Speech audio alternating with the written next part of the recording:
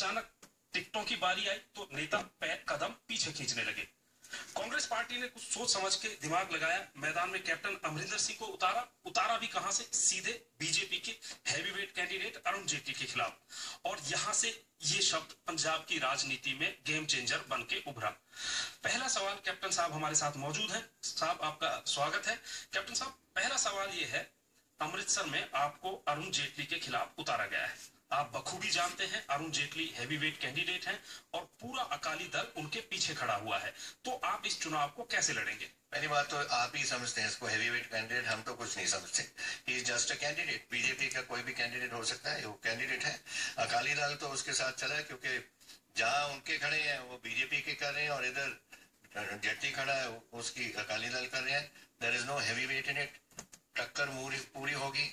और ये जो ये कहता है कि मजबूत कैंडिडेट, मजबूत और मजबूरी का इसने कोई नाम लगाया था, नाम है मजबूर हूँ, उसको मालूम हो जाएगा।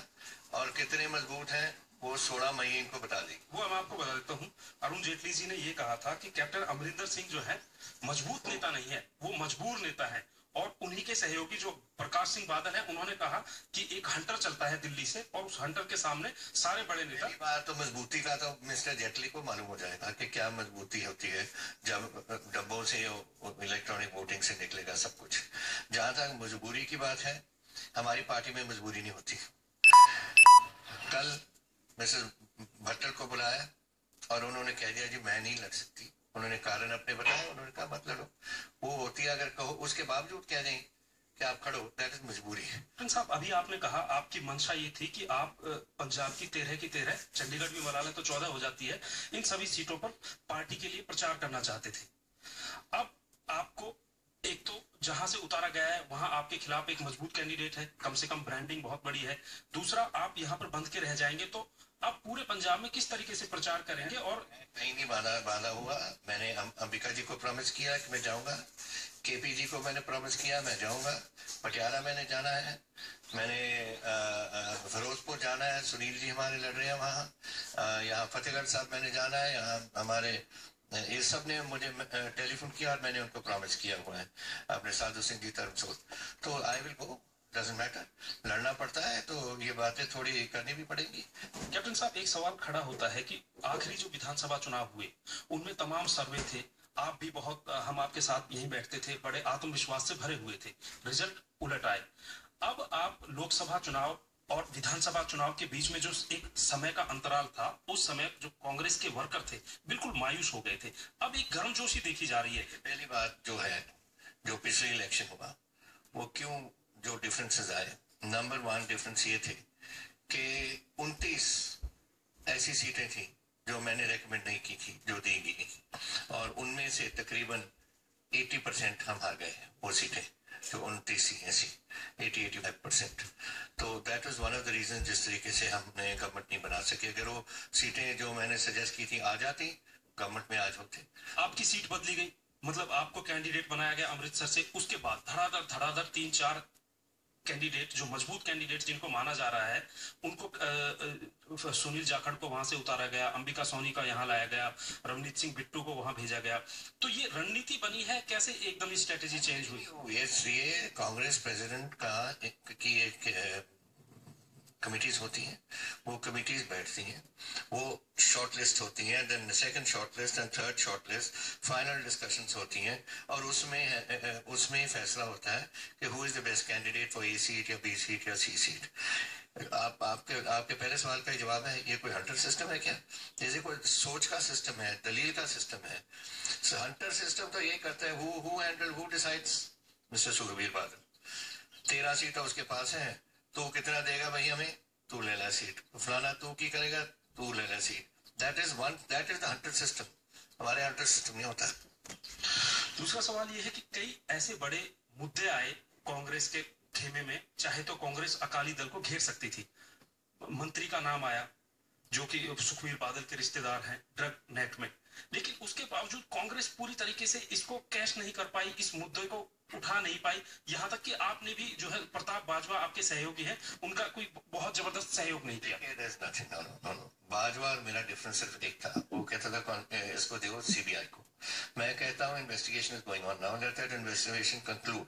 अगर कंक्लूजन के बाद हम समझते हैं, देखिए आज उस ड्रग जो 70% पंजाब आज ड्रग में फंसे हुए हैं बच्चे, अगर उसको आप दोगे सीबीआई को तो it is going to be minimum 8 to 10 years before a result comes. एक जनरेशन और खराब हो जाएगी। और जब इन्वेस्टिगेशन चल रही है, उस इन्वेस्टिगेशन के ऊपर पूरे पंजाब की निगाह है, पूरे हाई कोर्ट की निगाह है, पूरी मीडिया की निगाह है। कौन किसी को निकाल के या किसी को डाल सकता है उसमें। Let that investigation be over. अभी मेरा ख्याल इनिशियल चार्जशीट तो फाइल कर दी है उन्होंने, initial chargesheet has been filed. उसके बाद अगर हम समझते हैं कि कोई गड़बड़ हुई है, you can always go to high court and get a quick decision from there. लेकिन एक है ना कि किसी को दे दो, किसी इंस्टीट्यूशन को दे दो जहां लंबी हो जाएगी, I was not in favour of that. That is why मैंने कहा मौजूदा इन्वेस्टिगेशन चलने दो, और मैं डिसएग्री करता हूं कि पार्टी जो कह रही है कि दूसरी तरीके से चलो to CBI and all. CBI की कोई प्रॉब्लम नहीं, it's a good investigating agency, इसमें कोई प्रॉब्लम नहीं है। प्रॉब्लम है केसेस इतने हैं और जो स्टाफ है वो कम है, so they can't take things up immediately and action लेने को 7 साल लग जाते हैं, 8 साल लग जाते हैं, 9 साल लग जाते हैं। That is too much for Punjab. Blue star operation और 84 राइट्स हर चुनाव में एक मुद्दा होते हैं, और यहाँ भी मुद्दा कहीं ना कहीं बन रहा है। अरुण जेटली जो अकाली दल के सहयोगी हैं, उनका ये कहना है कि मेरा स्टैंड वो स्टैंड है जो मेरी पार्टी का स्टैंड है। यानी कि पार्टी का स्टैंड क्या है जी, जरा जेटली मुझे बता दें, what is his party stand? I don't think he has a stand. BJP has no party stand. पहले जब वो बन रहा था वो मेमोरियल, पहले तो इन्होंने शोर बचाया, फिर बाद में कोई हंटर चलाया अपना और फिर चुप हो गए। ये जो मिस्टर बीजेपी के वाले हैं, तो पहले मिस्टर जेटली बताया कि उसकी पार्टी का स्टैंड और ब्लू स्टार क्या रहा, बिकॉज उसके पार्टी के लीडर उन्हें जाके सोनिया जी, इंदिरा जी को कहा कि आप हमला करो, नंबर 1। नंबर 2, प्रकाश सिंह बादल 26 मई 1984 में उसने होम मिनिस्टर को अकेले मिला, सीनियर ब्यूरोक्रेट्स भी वहीं थे, और उन्होंने जाके उसको बादल ने उनको कहा कि आप हमला कर दो। तो ये तो हमला करवाने वाले हैं। मैं 1980 से लेकर 84 तक मैं निगोशिएशन कर रहा था on behalf of the prime minister के कोई ना कोई हल निकले, और ये करवाने वाले हैं। मिस्टर अडवाणी ने जाके वहां कहा प्राइम मिनिस्टर को हमला करो। बादल जो अपने आप को बड़ा अकालियों का लीडर समझता है, 26 मई 1984 में जाके उसने कहा कि जाके हमला करा लो। तो ये तो तब हुई बातें। बाद में ये जो ये बना रहे हैं ये मेमोरियल, इसके बारे में जरा बताएं मुझे कि बीजेपी की पॉलिसी क्या है। ये बड़े क्लेवर वर्डिंग है ना, ये सुप्रीम कोर्ट का लॉयर है, तो कहता है कि जो मेरी पार्टी का स्टैंड है वो मेरा स्टैंड है। तेरी पार्टी का स्टैंड है क्या? आज तक नहीं मुझे मालूम, वो तो बताया जरा। और आपका क्या स्टैंड है on this? I am totally against it. मेरा स्टैंड रहा है कि 35,000 आदमी मरे हैं पंजाब में, हिंदू, सिख, मुसलमान, ईसाई जो भी हैं, सबके लिए एक मेमोरियल बनना चाहिए अमृतसर सिटी के अपने दरबार साहब के बाहर, and it should be a memorial to the people of Punjab, ताकि जो भी लोग देखें ये कहें कि ये पंजाब में हमने फिर ये बात होने नहीं देनी।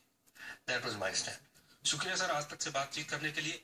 कैप्टन अमरिंदर सिंह जो मशहूर है बेबाक बात करने के लिए और हर सवाल का जवाब देने के लिए, जाहिर सी बात है अमृतसर से चुनाव लड़ रहे हैं और मुकाबला भारतीय जनता पार्टी अकाली दल के सहयोगी अरुण जेटली से है, और कैप्टन साहब ने अपनी फौज तैयार कर ली है, जल्द अमृतसर पहुंचेंगे।